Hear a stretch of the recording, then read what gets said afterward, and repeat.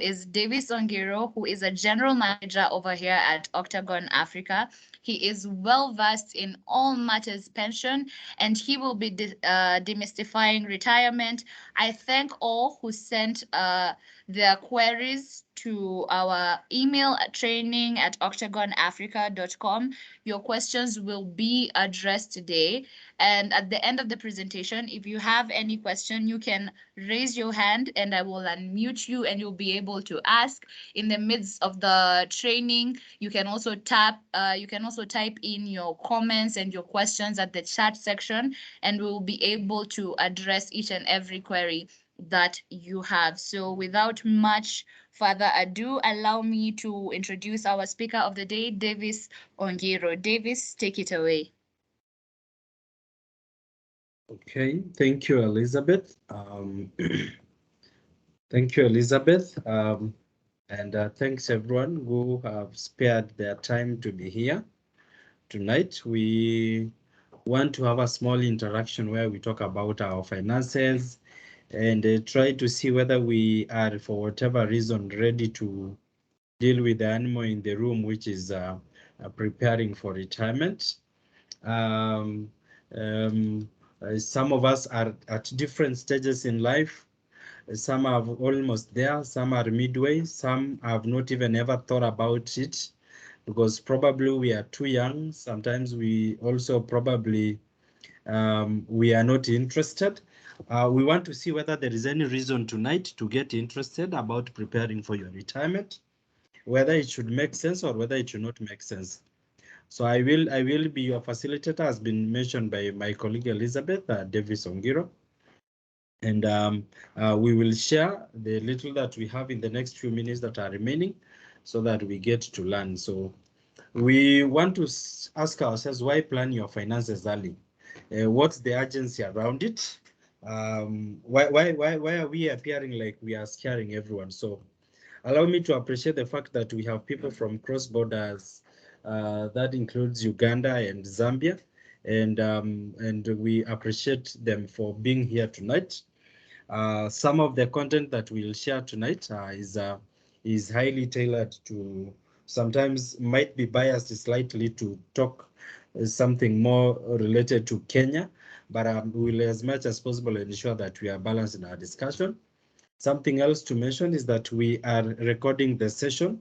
It is important to declare that we are recording the session so that it can be used for circulation to other people who might be interested thereafter. So that's it. So life is a whole cycle that begins from being a small human being to at some point getting to go to school. Then sometime you are at the point where you've gone to college, then you start looking for a job. At some point, you are stopping to work because now the employer is returning all the time they have, or they have been getting from you from 8 to 5. Now the time is being returned to you. At some point, you will have enough time even to go and play golf, especially after you leave employment. And at some time, you'll be a very old man. So just to put a context to who we are, before I proceed further, our company is called Octagon Africa Financial Services Limited, and we are headquartered in Kenya. That is in Nairobi. We have branches in Kisumu and Eldoret. We also have branches in. We have a subsidiary company in Zambia, with an office in Lusaka, and Uganda. We also have an office also in Kampala. We are big, or our main job is to do pension administration for pension schemes. We also have products for pension, which include umbrella scheme for SMEs, and the individual personal pension for individuals who want to save for their retirement, and they want a more flexible way to be able to do that. So we also are very big in terms of insurance brokerage in Kenya and Uganda. And we are here to be the intermediary, the choicest intermediary in terms when it comes to insurance, to ensure that you are properly serviced, that you properly get the best out of the world of insurance. So that is who we are, and we are the fastest growing pension administrator and a broker in this space, and we do that because of the type of products that we offer our clients, which one of them includes these free trainings that we do for you. So straight on to the point is just basically this. At some point, all of us on the screen, you can be able to see at when you are 25 years, where probably some of the people in this meeting are, they will easily say that I'm too young to think of pension. Why is Davis coming to tell me about pension and I'm 25 years old?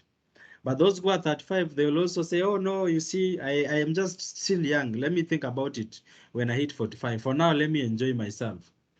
Then 45, you forget, you come to remember when you are 55, oh, I should have started 20 years ago. Yeah, life moves on very fast. Suddenly you are 75 and you are so miserable and you don't know where to start from. You don't know where to end to because somebody cheated you that children are a retirement plan. And we are here to say that children are and will never be a retirement plan. We need to get it into our heads that there is no particular day that children are going to be a retirement plan.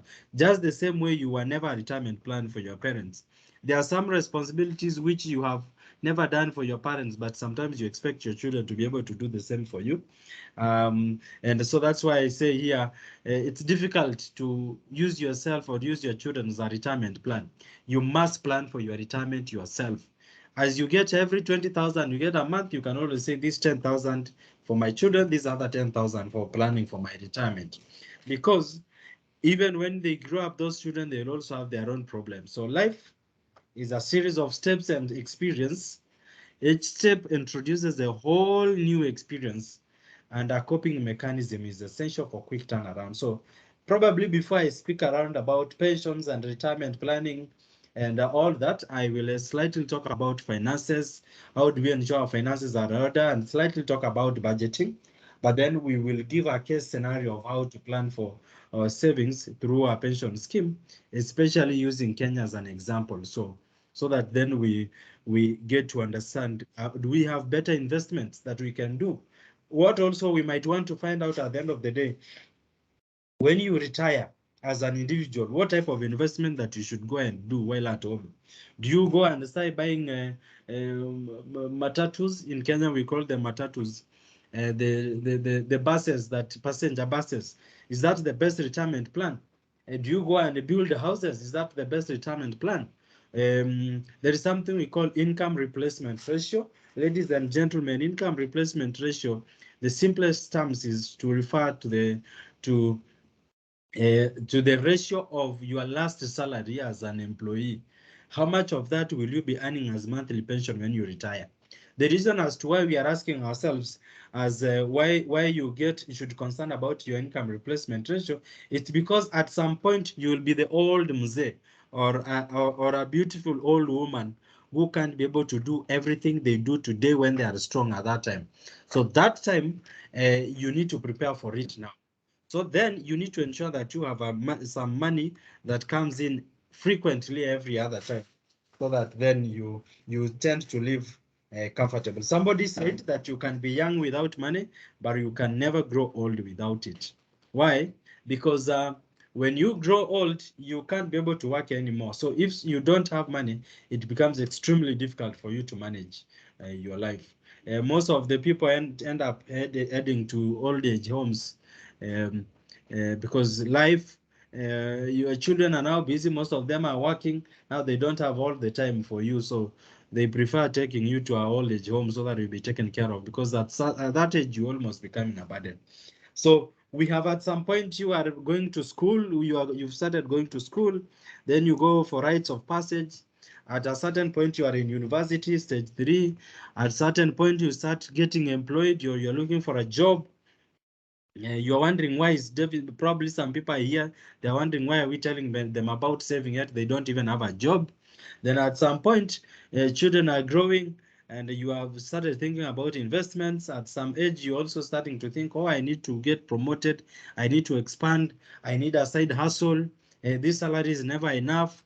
Then 43 to 49, almost children are almost graduating. Yeah, they're almost hitting the road to start looking for jobs. 50 to 56 years, sometimes you now want to start thinking, how am I going to retire? Am I going to retire as a miserable human being?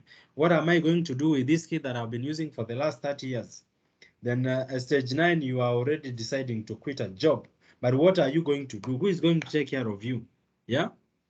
Life, you can live longer if you ensure that you put everything in order. So just like the way everything keeps growing and at some point gets to a level equilibrium and starts to decline, such is life and such is career. At some point you must have to go for retirement, whether you like it or not. But also, retirement should not be a scaring point, a place where all of us are scared never to get retired. Because I usually think that retirement is the longest holiday, longest honeymoon that everyone should prepare to go for. Instead of going for honeymoon now, you can actually save that money and ensure that you have more money, because you could have invested that money. It has earned you a lot of investment income. When you get to retirement, you are like, okay, I have enough money. Now let me enjoy my money, because now I'm not even reporting to any office. I am not reporting to any boss. I am the boss of my life.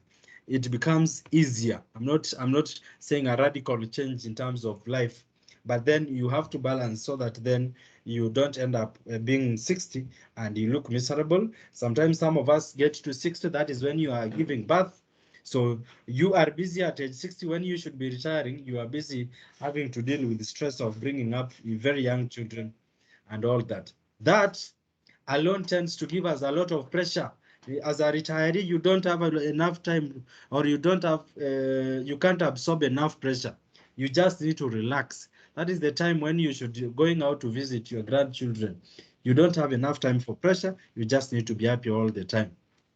So what do you need to do as a retiree then that you must do now to ensure that you are on the right track? Then that is where things come in.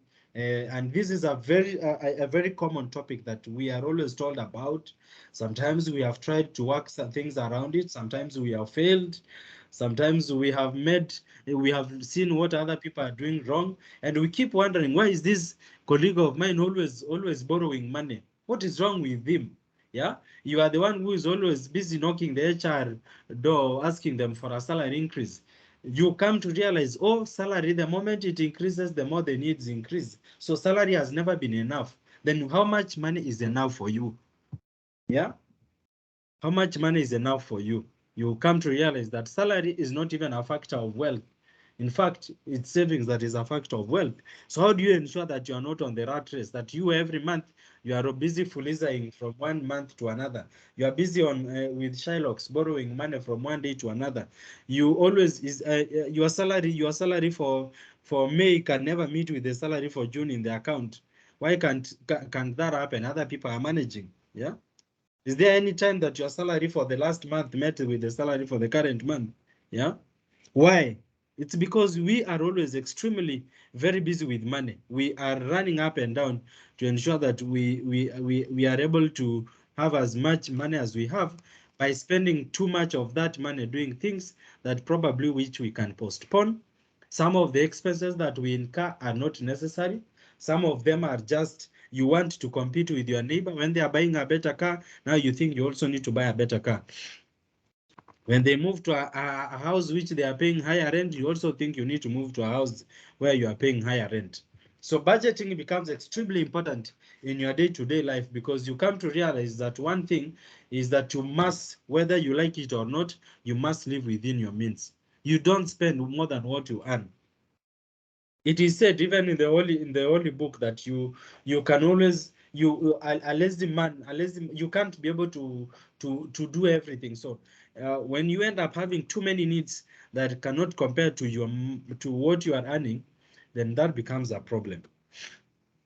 Make a list of all your income streams and daily expenses. Sometimes it is difficult, sometimes it's a bit easy, but then you must always find out that you will never be able to purchase everything in this world. You must compare how much do I have, how much am I able to spend, what is the disposable income, where can I do a stop. On expenses, always ensure that you group them as necessary, and know when do you group them as necessary, and know which one is discretionary, which one is not discretionary. so that then you are very clear on whether you are working on needs, wants, or desires. You must find a way to cut down your discretionary expenses. What are discretionary expenses? Are probably luxuries which you really don't need now, or which you can't afford right now.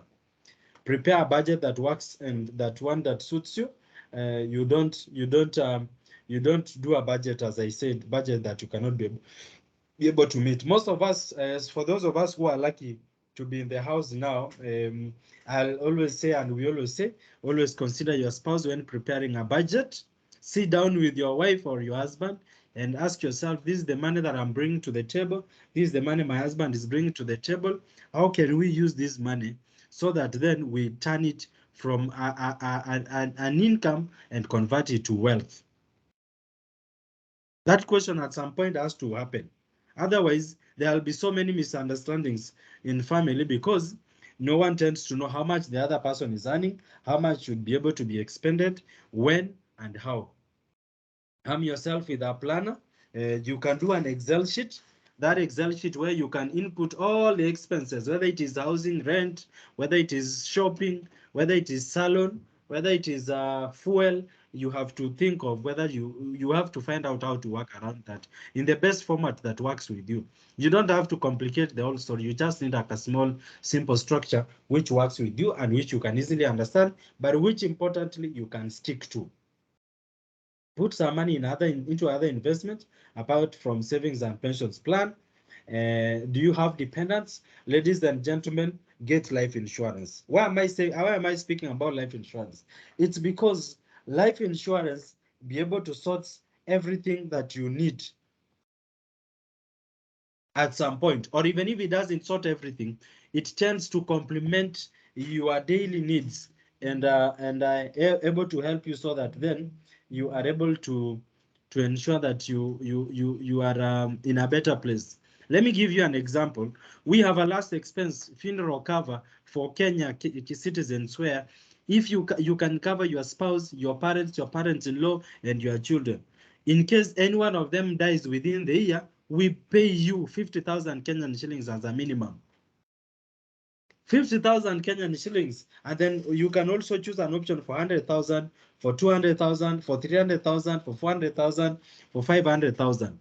So that when you lose someone, you don't end up borrowing money to be able to bury someone. You at least have something that can be able to help you so that then when there is a claim, you go to the insurance company and within 48 to 72 hours, your claim has been able to be settled so that you can use that money. If you want to buy people food, if you want to buy a casket, you can be able to do that so that you give your next of kin a decent send-off.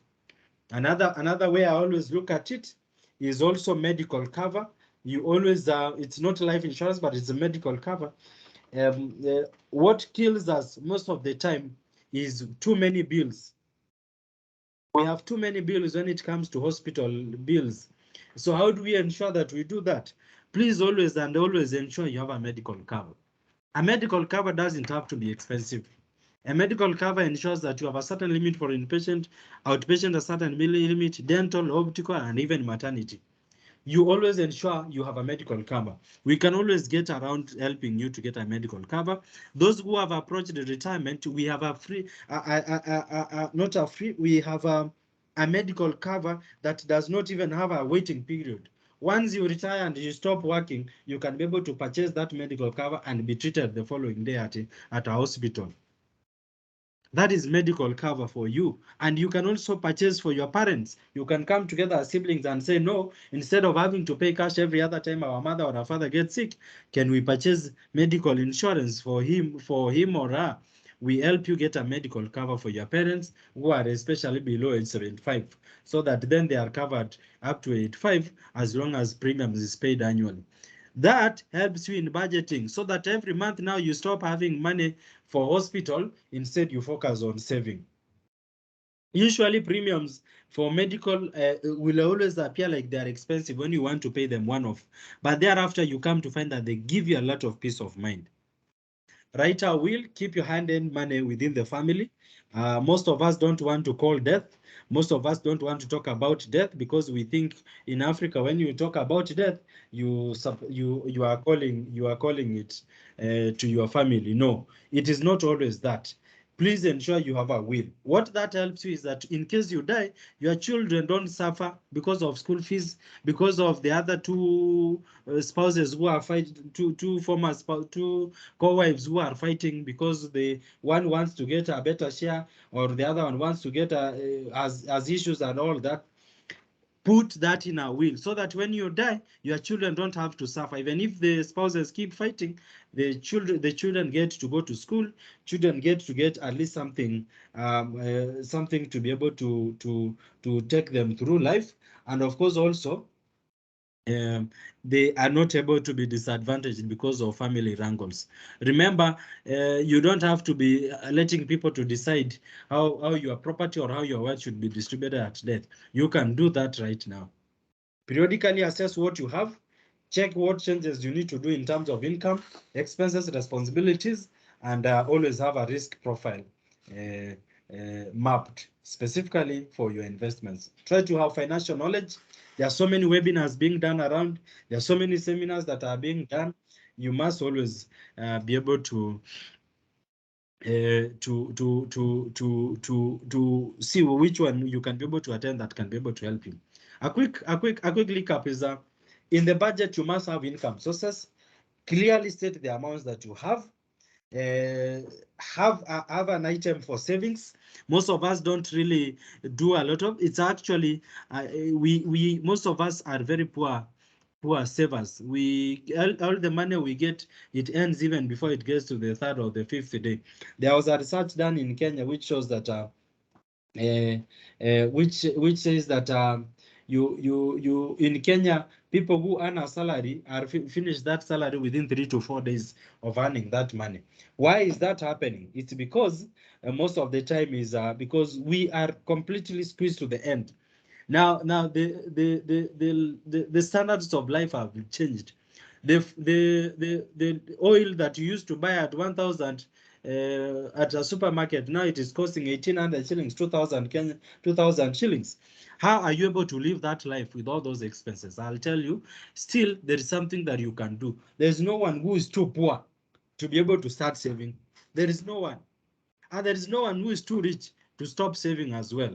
All of us have equal chances of being able to do something about our investments. Let's look at something on the screen. In case you are looking at my screen, I have person scenario 1 and I have person scenario 2. If you have your screen, you can be able to see person scenario 1 has all the expenses when you add food, shelter, clothing, medical, education, transport, children, relatives, lighting, water, sanitation. His annual expenses come to 470,000. This person earns an income of 840,000 as the net income. He has a surplus of 360,000 that he takes home every year. This person, we can always easily and argue that he's living within their own means. Yeah, it's easily to argue that. The only thing is that it doesn't do any savings. That's the only major problem I have with this person. But person number 2, he has all those expenses for food and everything else, just like first person number 1. But he has something we call a pension savings, which he sends 40,000 every year. He has a loan, which he for a car loan, which he pays 168,000. Then he has a whole mortgage of 504,000 that he pays every month. Ladies and gentlemen, this is where the problem is. This gentleman here is living beyond the means, beyond his means. He ends up having all expenses to 1.2 million, but is earning 840,000. He has a deficit of over 400,000 Kenyan, whichever the shillings are or dollars. What that will simply mean is every month this person has to always depend on loans every month. Sometimes always borrowing Paul to pay Peter, borrow Peter to pay George, borrow George to pay Davis, then borrow Davis to pay Elizabeth. All those expenses, most of them are on consumables. But also this one, I might appear a bit radical on my comment, but most of us have taken mortgages that are extremely expensive. But because we think you will never go wrong when you invest in property, you always borrow loans after loans to be able to ensure you live in a house. But you end up spending more money in that house. You end up spending more interest, which money, if you had thought secondly about it, probably you could have even done something else with it and probably earn a better return on investment. That is something we call dead. That is a discussion, a separate discussion we can have about dead assets.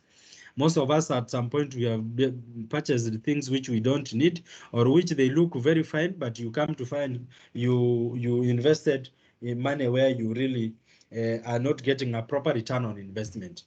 Anything, if you are building houses at the moment to earn you an income, and when you calculate the 10 million you have put there, and you come to realize that the annual rent you are getting is less than 10% of what you invested there, then probably is a time to think whether that is proper investment you made or you just need to do something around it. What do you do? There is always nothing wrong to always make a decision and ask yourself the hard questions whether your investments, do they have any return on investment? Why am I saying all this? For those who are new in terms of pensions, when you invest money in a pension scheme can comfortably give you a 10 to 15% return. When you purchase a bond with the government of Kenya, yesterday I saw it in the papers that there is a bond being auctioned, and that bond is for going for the return is about is about 13% of return.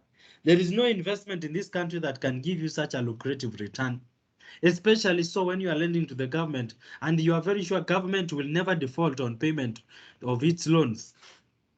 You are lending the government, they pay you a return of 13%. They do that every 6 months. They pay you in 6 months always. So the government is a place, but all of us have always put money. We put money in an M-Shwari account where we withdraw every time when we go to a bar to drink. So why are you planning for your finances? Ensure you have a nest egg when out of a job or when you have an emergency. Emergencies will always come. People will become sick. You will have people dying. You will have everything working against by preparing, being done by the devil. So what you do, it all depends on how you plan. You must ensure that you have properly planned yourself so that you continue with the same standard of living before and during retirement.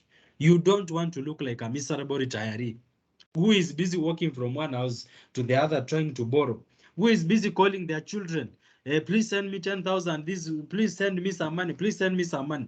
Instead, you should be their source of income. You should be the one asking them, my children, do you have anything? As your salary delayed, can I give you some 5,000 so that you sustain, so that you are more of a blessing to them?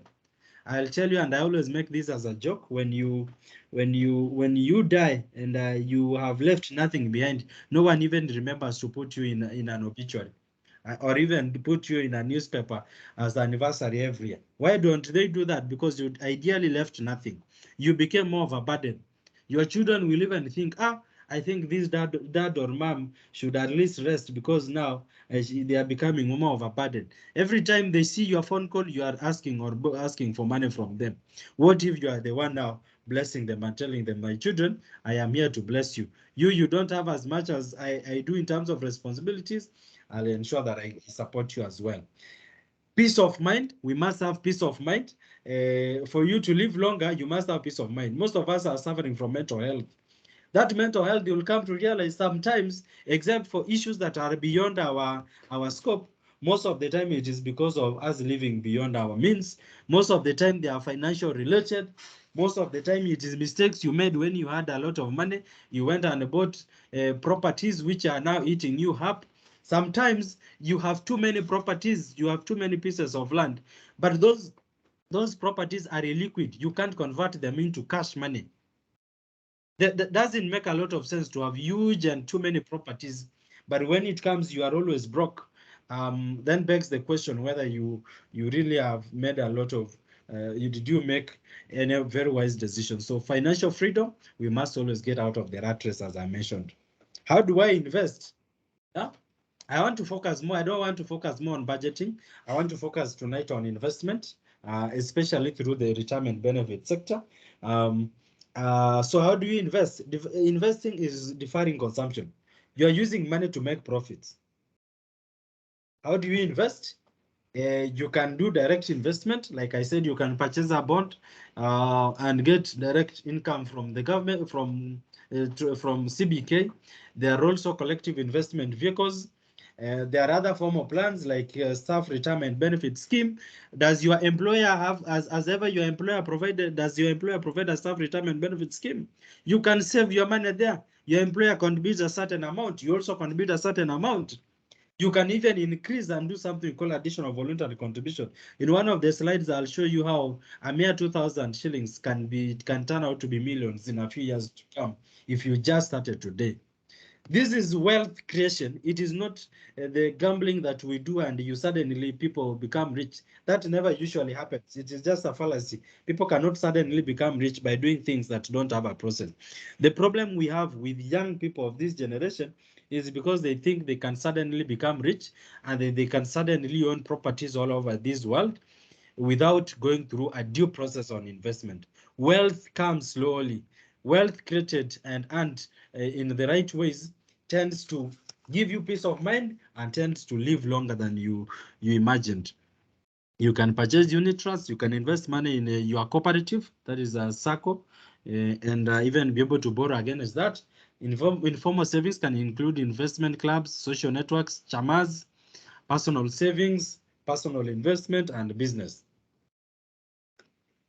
So the question comes, why should I save for retirement? Yeah, why should I save for retirement? And I'll tell you, look here, this is Arthur. Arthur has gotten to retirement and he has refused to leave. So somebody is pulling him from his desk. Yeah, look here, Arthur, everybody has to retire sometime because this gentleman never planned themselves clearly. So when they are approaching to 60, they are like, now, please, employer, can you add me 2 years? I don't know what I'm going to do at home. You have never spent quality time with your spouse. Now you are wondering how you are going to stay with her from morning to evening. You keep fighting. You even start quarreling about eggs being hatched by chicken and all that because you simply don't have a relationship with your family because all along you've been married to your job. Yeah. You come to realize later that this job you needed to have created more time with your family because when this job will not be there, it is your family that will be there for you. Something I spoke about income replacement ratio is that is how it is calculated. The aim is always to ensure that you are, when you are retiring, you have about at least 60 to 75% of your last salary. At least 60 to 75% of your last salary. So if you are earning 100,000 at retirement, you need to see that you have at least 60,000 per month so that you'll be able at least live a bit comfortably. 60 to 75,000 at least.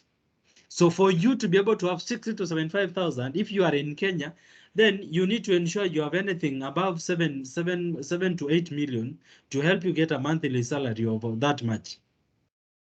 So look at it. How old are you right now? How many years do you have to retirement? How much money have you saved in your pension scheme already? How much more should you start saving more so that you get to ensure that you have a better income replacement ratio when you retire?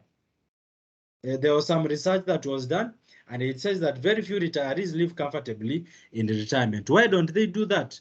Because most of them, 47%, are dependent on relatives. Please M-Pesa me something. Please send me. I promised the church something. Please send me some money. And then when they don't send, you start quarreling them. Oh, you see, my children don't even help me. They are useless and all that. 16% are dependent on pension, but 6% are the one who are dependent on their pension. These are what I say properly planned for. They properly calculated the income replacement ratio early enough and knew what to do early enough, and it did exactly that. Most of us keep postponing. We keep never planning because we fear doing that. So why do employers provide for retirement benefit schemes? For those who are lucky to have employers who are providing for retirement benefit schemes, this is the main reason they do it for you. Remember, pension is the only place where you find you contribute a certain percentage and the employer comes and contributes something. You get free money. In Kenya, pension is not compulsory. It's just a benefit that employers give their staff as a motivation. It is not compulsory by law. What is compulsory by law is NSSF and NHIF for health. NSSF is just compulsory, but remember, you're only contributing 200 shillings a month. Employer does also 200 shillings. That is 400 shillings. At the end of the day, is 4,800. 4,800, even if you save for 20, 30 years, you will never get to 1,000,000 Kenyan shillings at the time you retire. So how much will that money help you? The one that you get from NSSF, you come to realize that you must have something complementary that can help you plan properly for your retirement, so that then you properly take care of the income replacement ratio. Yeah. Something else to mention is, of course, the income replacement ratio is directly related to maintaining your standards of living. We have a very poor saving culture. Most of the time, when you realize that you are a poor saver, you can always ensure you have savings plan where the employer helps you deduct at payroll level. So the money never gets to your account, because you will come to realize the greatest enemy of self is self. You are the one who puts money too close to you, and then you steal again from yourself. You put money inside under a mattress. Then at night you remove 1,000 Kenyan shillings and or whatever, even if it's a kwacha or a Ugandan shilling. You keep withdrawing and stealing from yourself in the pretext that, well, I'll return. It's my money. I'm the one who worked for it. But you come to realize later on is that you did a very bad mistake. Yeah, a saving culture. So we have to ensure you have to protect yourself against yourself. Put money away from yourself, because you know you are the one who will come and steal from yourself. How do you put money away from yourself? Sometimes even when you put it in the bank, you usually, the ATM has a way it calls you. When you walk around the ATM will keep telling you, come and see me, come and see me. So sometimes you can even go further. Don't even put money in a bank savings. You go to a pension scheme where you know as long as you are still working, the law will never allow you to access that money. You have protected against yourself. In the many countries, we have tax advantages when you save through a pension scheme. How do they do that? In Kenya, if you are running for every amount that you are contributing to a pension scheme subject to a maximum of 20,000 Kenyan shillings, you get a tax relief. Subject to 20,000 Kenyan shillings. So sorry, any money that you contribute to a pension scheme per month, subject to a maximum of 20,000, is tax free. You are given a tax relief of 20,000 Kenyan. So if you are earning 100,000 and you're contributing 15,000 Kenyan shillings, the only amount that is taxed at payroll level is 85,000. The 15,000 is sent to your pension scheme tax free. When you also come to access money at retirement, part of the money, almost the greater chunk of the money, you get to access it tax free again. Even if you pay tax for something very small. I'll show you where to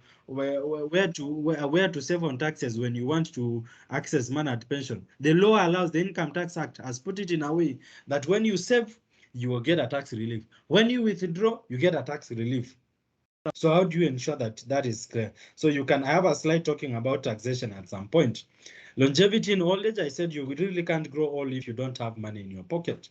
Yeah, life will really take you by a storm because of not preparing properly for retirement. Mortgage guarantees. The law now allows you to use up to 40% of your pension money, subject to 7 million Kenyan shillings, to buy a residential house. To buy a residential house, or you use 60% of that money to use it as guarantee. So you have all the choice, both choices, either to access up to 40%, which is a maximum of 7 million, or use 60% to guarantee. However, I usually tell those people who are approaching retirement, sometimes you just don't want to use your money to purchase a house. Use that money to ensure that you have it is better to have a house that is not fully furnished, but you have a stable monthly income for life, than using all your money in a house that is not going to generate any income, and after 2-3 years you die because of stress, because you can't be able to even purchase food for yourself. So anybody who is approaching retirement, I usually say, as much as possible, try to work on purchasing some of these things as cash, especially a house. And even if it's a mortgage, ensure that you don't have a mortgage that is extremely expensive. As much as possible, take a mortgage that you pay in fewer years, so that you don't pay forever in the aim of living in your own house. Fall back on job loss. Those who are in Kenya know that when you stop working, the law allows you to access up to 50% of your pension benefits if you are below 50. If you are above 50, the law allows you to access the full amount. Why is the government doing that, or why is the law created in such a way to stop you from accessing all your pension money, even if it's your own money, is to tell you and to remind you that pension money is pension money and it's for retirement. It's not a must you access. You can actually postpone. You can stop working and don't access your pension and say, no, I am disciplined enough. There is no way I'm going to use my pension money. Instead, let me put that money in a personal pension scheme and start contributing by M-Pesa every month, so that then my money grows, so that I grow my wealth. And you remember, your money earns interest every year. And remember, it also earns, that is compounded interest, so that money is rolled over to the subsequent years. And that is how you make a lot of wealth. So the purpose of a pension scheme ideally is to help you insure yourself against old age, against ill health, against even death. So in Kenya, there are different types of schemes. We have defined contribution schemes. We have defined benefit schemes. Defined benefit schemes are not very common anymore. But defined contribution schemes are the most common, where you find your, as an employer, contribute something and the employer contributes a certain percentage of your salary, or even if it's a fixed figure, it's still a defined contribution scheme. At least you know what amount of money you contribute, what amount of money the employer contributes every single month. Defined benefit, how the final benefit is paid, that is what is normally stated. So it's usually a formula. There is an actuarial formula. You multiply by the number of years that you, and your last salary also becomes a determinant of the last amount that you will access as a benefit. As further, you will come to realize that retirement schemes are further divided into pension schemes and the provident funds. A provident fund is where when you retire, you are paid as a lump sum. All the money you have, you are paid as a lump sum. But for a pension scheme, you will only be paid a third as lump sum. Two-thirds, you must purchase what we call an annuity, or a monthly pension, or an income drawdown fund. I'll be able to tell us what's the difference between the two products at some time, if time allows. But I usually say, as much as possible, instead of taking the lump sum home, please ensure to put, instead of taking a lump sum, which you will end up making mistakes, because all of us make mistakes at investment. Most of us, we are usually misadvised that, oh, come put money. Some of us take even asked by our pastors, oh, bring all the money, the Lord to bless it. And then they end up robbing you all the money. But because you want to be a faithful believer, you take all the money to them, and then you end up becoming poor while your preacher is becoming richer and richer.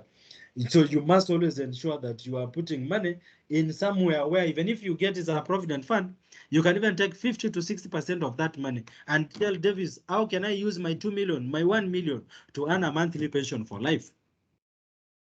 Then Davis will be able to tell you what to do with that money, so that you don't end up becoming a miserable person. So a provident fund is where you get a lump sum. A pension scheme is where you only get a third as lump sum. Two-thirds you must purchase an annuity or income drawdown fund.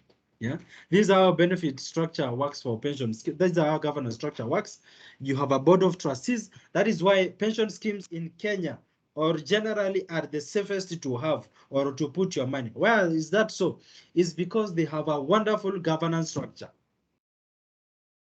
Why? Because it is administered by a board of trustees who are competent people. They are properly trained. There is a law on the training of trustees through a program which all trustees must go and pass, so that then you are better equipped to take care of members' money. Then there is a custodian, there is a fund manager, there is an administrator who ensures that records are properly kept. And when it comes to calculation of benefits, that's the work of the administrator. Custodian, that is a bank. Their basic work is to ensure that there is safe custody of all the assets of the scheme, which include the money, which is your own money. A fund manager, their work is to grow your money. Their work is to ensure that your money is properly invested, so that you earn a proper income. Auditors, they audit and actually comes in to do valuations and advise on capital adequacy. And where possible, also advise on income replacement ratio, and also do an investment policy statement for the scheme and all that. That's how a pension scheme works. Remember, pension schemes, especially in Kenya, are set up as a separate trust. So there is no single day that your employer is going to recall your money from a pension scheme at Davis's money. I want it back here. He owes me a loan, or he did this and that. So I need to recover that money from the pension scheme, so that I can recover the liabilities that Davis has. The employer has all the money they send to a pension scheme. They can't be able to touch it. It is you as an employee who will touch it when you want to exit at a certain point. That is why pension schemes are better. You will always have, there is something called early retirement is 50, normal retirement 60, 65, or whichever the age is, that is. But retirement age is dependent on the organization. For those who have saved, know that you need a pension statement every year so that you are able to see which money you have. Do you have, which one is greater? Is it employee portion or employer's portion? There is also a column for additional voluntary contribution. On employee employer, you can see there is on your screen, there is something we call tax exempt. Then there is also non-tax exempt. Um, Tax exempt and non-tax exempt is basically to show the money that it will be taxed or will not be taxed at the point where you want to access. Any money that is non-tax exempt, this means is more than 20,000, the amount above 20,000 that you contribute to a pension scheme, which was already taxed at payroll level. When it comes to a scheme, it gets to non-tax exempt column. This money, when you will be retiring, you will not be taxed even a coin. But the tax exempt amount that which you didn't pay tax, you also, the income also does, you don't pay tax, you will pay some part of that money you'll save, you'll pay some tax at the end of the day. But as I said, I'll talk about taxation. But always a request for your pension statement so that you get to know how things are doing in your pension scheme. Is your money growing? Did you get any investment income? Did you get any investment income? Is it worth it? What was the rate that was declared? Yeah. Then I talked about something slightly on additional voluntary contribution. Every one of us should endeavor in our lives to ensure that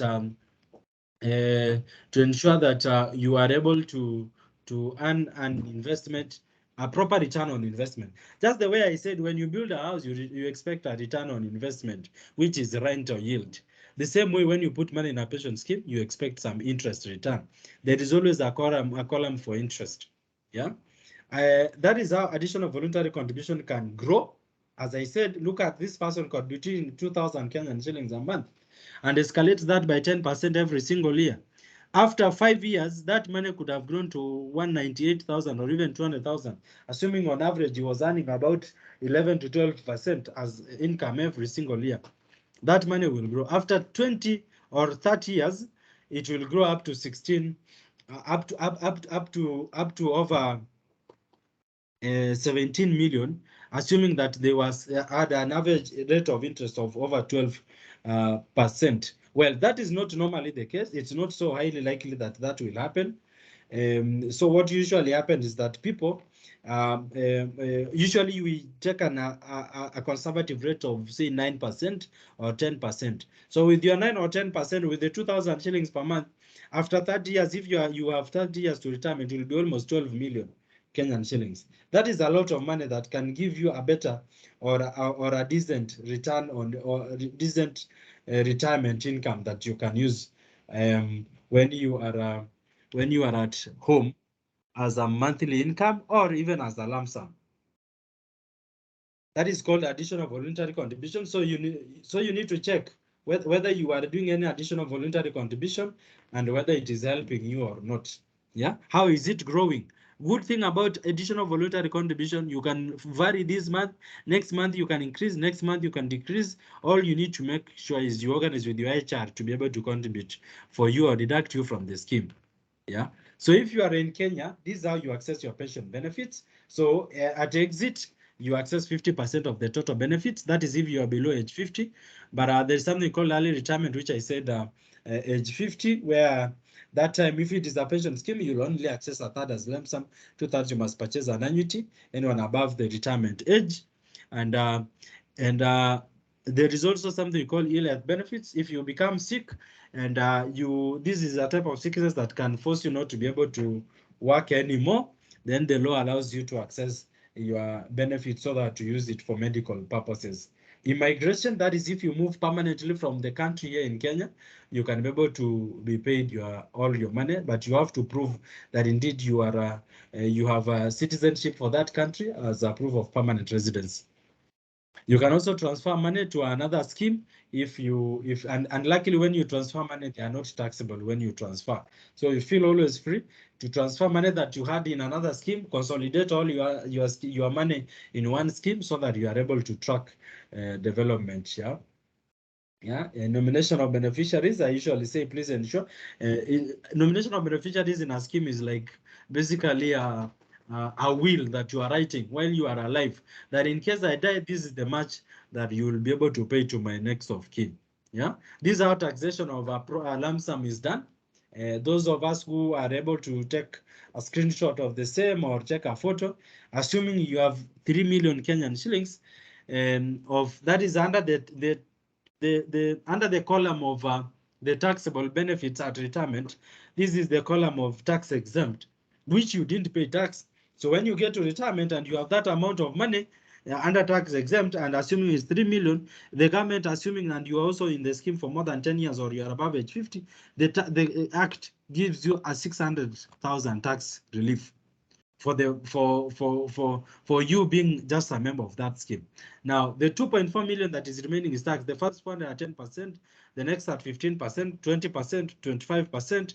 Whatever is remaining, they tax at 30%. You end up losing 520,000 for tax. So this is why I usually say, if you, for example, consider no, instead of having to be taxed all this amount, let me, out of the 3 million, let me take 2 million. Let me transfer to an insurance company to give me a monthly annuity of about 20,000 Kenyan shillings for life, so that then I only take 1 million as lump sum. 1 million, you will have only paid a tax of 40,000 Kenyan shillings. So let's always look at that. We are always there to help you as your administrator, to guide you on how you ensure you are tax efficient when it comes to withdrawal. You can always ask your consultant that you are talking to on email how they can help you on how to not to which amount you can access that is tax-free amount, which one can you convert into a monthly pension. Remember, any monthly pension where you get less than 25,000 Kenyan shillings per month, you don't pay tax in Kenya. Anything above 25,000, you pay tax until age 65. When you turn 65, you don't pay any tax anymore. Yeah. So this is an example on case one on my screen. This is assuming somebody who was taking 1 million lump sum. They'll only pay 40,000 because the first 600,000 they get it tax free. Then the next 400,000 are 10%. So I've talked about retirement access. This is how you can access your money for retirement. One way you can be able to access that money is through a pension or an income drawdown. A pension that can be an annuity or a scheme pension for schemes that pay pensions. And then, of course, drawdown. I will talk about that in the next slide. So these are the options you have in retirement. You can have, you might want to, mortgage doesn't really have to wait until retirement. That one you can access when you're a bit younger or still in the scheme. As I mentioned, I always don't really, from a finance management perspective, I don't advise anyone who has approached retirement to use their pension money for retirement. Remember, this is a financial wellness program. We need to be a bit wholesome and look at ourselves in the mirror and tell ourselves the truth, because then you don't have to look miserable, as I mentioned, when you get to retirement. Lump sum, you can, as I said, for a provident fund, you can be paid lump sum, but even in a pension scheme, you can also be paid lump sum, but for a pension scheme, it's only a third, which you can be paid lump sum. So there is an annuity. You can also get an income drawdown or even a post-retirement medical plan also. So which way for a retiree? Number one, of course, I've spoken about mortgage. Payment of lump sum, I've spoken about it. It's only that I wanted to mention that there are disadvantages of taking a cash lump sum because one is benefits are highly taxed. Instead, convert those benefits into a monthly pension so that you don't have to pay too much tax. Intended use of benefits mostly is that we end up misusing that money, or we get wrong advisors, or we put money where it collapses. Remember, as I said, when you are in retirement, you don't have enough shock absorbers. If your money collapses in a pyramid scheme where you put money and suddenly all the money disappears, most of you is that because you don't have enough shock absorbers, you will even collapse and die. You at retirement, you really don't have all that time to be able, or you don't even have that enough shock absorbers to help you manage that shock of losing your retirement money that you have saved for 30-40 years, or you getting a low retirement return on investment for all that long. retiree, that's the only other thing. On provident funds or lump sums, you end up outliving, you end up living longer and your money is over. So you again, you had a lot of money, but you end up, for men know which mistakes they make. For women know also have a few mistakes they make, and all that becomes a huge problem to society. This is just a research also that was done for people who access money as lump sum and how they utilize that money into business. 21% of those businesses collapsed. 48% of those businesses unprofitable. Only 31% are operating on profitability. Yeah. But this that one day can even move to the 48% again.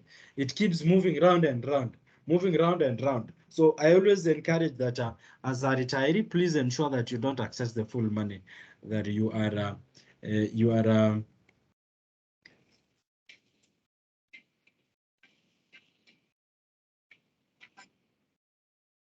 I don't know whether we can be able to see the screen and see the difference between an annuity and an income total fund.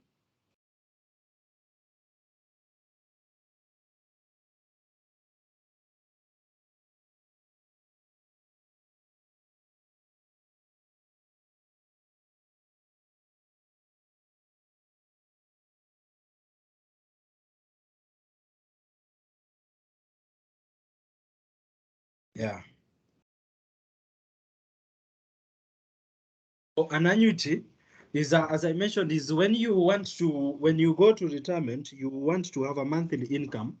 So there are options that you have. One of them is purchasing an annuity. So purchasing an annuity means that you take the money that you have, assuming you have 2-3 million, you take to an insurance company. You sign a contract with them. You give them some money, then they agree with them. This is the monthly amount of money that they are going to pay you per month. So what happens with an annuity is that that money is paid to you for as long as you live. If they tell you they'll be paying you 30,000, they do that to you for as long as you live. The only thing is that once an annuity is in payment, you cannot rescind the decision of purchase and you cannot opt out. So if you give them 3 million, 5 million, 10 million, and on the third month you want to think about the decision, you can't. That is the only unfortunate bit about an annuity. But that is why you always have to ensure that you have a proper intermediary, or for example, Octagon, who will negotiate for you a good annuity, a good monthly payment, so that after three, even if something comes up, you are always protected and you can always know that you are given proper advice.